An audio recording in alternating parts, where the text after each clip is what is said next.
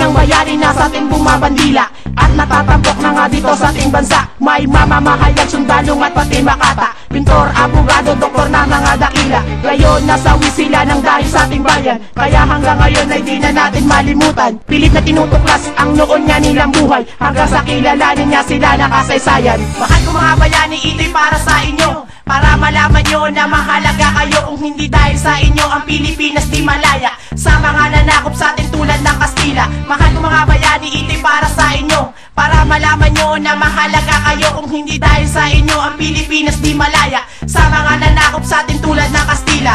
Ang bayaning tulad nga ni Gat Jose Rizal, siya'y dinadakilat, labis na minamahal. Ang kanyang karunungan ay di kayang pantayan, siya nga ay nangunguna sa lahat ng larangan. Si Andres Bonifacio ang bayaning ang mahirap, sa lungsod ng Manila siya'y dakilang ang ganap.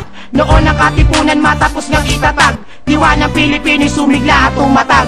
Mahal ko mga bayani, ito'y para sa inyo, para malaman nyo na mahalaga kayo. Kung hindi dahil sa inyo ang Pilipinas di malaya sa mga nanakop sa atin tulad ng Kastila. Mahal ko mga bayani, ito'y para sa inyo, para malaman nyo na mahalaga kayo. Kung hindi dahil sa inyo ang Pilipinas di malaya sa mga nanakop sa atin tulad ng Kastila. Siya nga'y binansagan na dakilang ang lumpo, diwa ni Mabini hindi na maigupo. Siya nga kinikilalang may utak na totoo, noon nga ang himagsikan ay hindi siya nagpatalo. Ang pinakabatang bayani ng ating bansa, ang king katapangan ng kanyang binabandila. Tanging si Del Pilar ang minahan ng madla, at naging huwaran siya ng mga bata't matanda. Mahal ko mga bayani, ito'y para sa inyo, para malaman nyo na mahalaga kayo. Kung hindi dahil sa inyo ang Pilipinas di malaya sa mga nanakop sa atin tulad ng Kastila. Mahal ko mga bayani, ito'y para sa inyo, para malaman nyo na mahalaga kayo. Kung hindi dahil sa inyo ang Pilipinas di malaya sa mga nanakop sa atin tulad ng Kastila. Si Melchora ang naging ina ng himagsikan, tandang Sora tawag sa kanya nung katipunan. Ang mga nagugutom may pinakain niya, sugat na makirot ay napanghilom niya.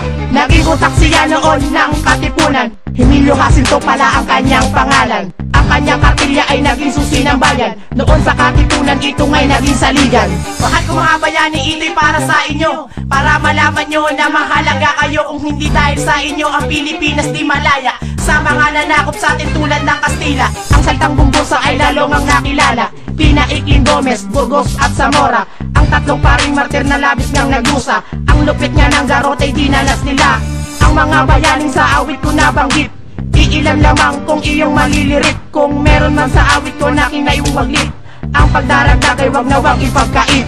Mahal ko mga bayani, ito'y para sa inyo, para malaman nyo na mahalaga kayo. Kung hindi dahil sa inyo ang Pilipinas di malaya sa mga nanakop sa atin tulad ng Kastila. Mahal ko mga bayani, ito'y para sa inyo, para malaman nyo na mahalaga kayo. Kung hindi dahil sa inyo ang Pilipinas di malaya sa mga nanakop sa atin tulad ng Kastila. Mahal ko mga bayani, ito'y para sa inyo, para malaman nyo na mahalaga kayo. Kung hindi dahil sa inyo ang Pilipinas di malaya sa mga nanakop sa atin tulad ng Kastila. Mahal ko mga bayani, ito'y para sa inyo, para malaman nyo na mahalaga kayo. Kung hindi dahil sa inyo ang Pilipinas di malaya sa mga nanakop sa atin tulad ng Kastila.